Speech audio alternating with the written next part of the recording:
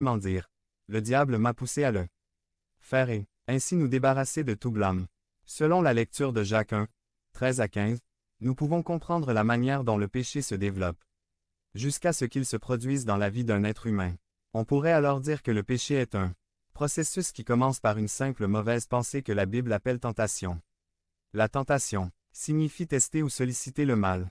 Être tenté ne constitue pas un péché, céder à la tentation constitue un péché. Le diable ou Satan peut, d'une manière ou d'une autre, créer une situation propice à la tentation, mais il ne pourra jamais obliger quelqu'un à faire quelque chose qu'il ne veut pas faire.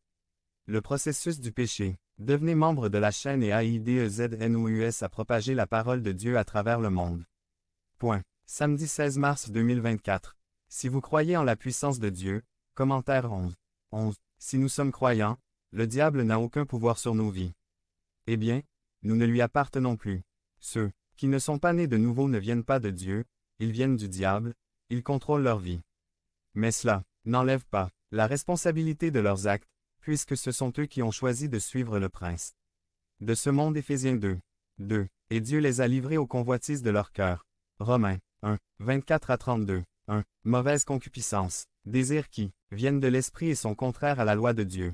Les mauvais désirs de l'esprit sont ceux qui poussent un homme ou une femme à faire la mauvaise chose.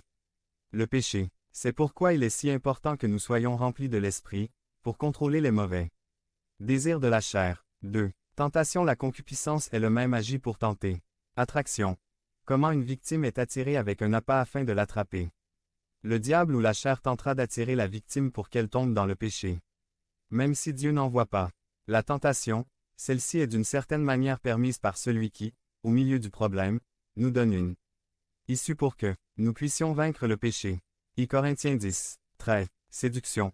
Tromperie. Le mot séduction a une connotation de tromperie.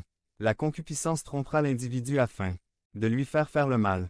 3. Conception. Santiago compare cette étape du péché à celle de la gestation ou du développement de l'enfant dans le ventre de sa mère. La conception est le moment où l'enfant commence à se former ou à prendre vie dans le ventre de sa mère. Une fois ce processus commencé, si l'enfant n'est pas avorté, il naîtra bientôt comme le fruit de cette graine implantée dans le ventre de la mère. Le péché est conçu lorsqu'un séduction nous commençons à considérer les possibilités de commettre quelque chose qui, même si nous savons que c'est contraire à la loi de Dieu, atteindre. Il pourrait s'agir d'une relation avec cette belle jeune femme, ou ce beau monsieur, ou peut-être, de cette position que j'ai tant désirée, ou de cet argent qui me serait si utile en cette période de difficultés économiques, ou de pouvoir me venger sur cette personne qui m'a blessé, ou qui sait quoi d'autre.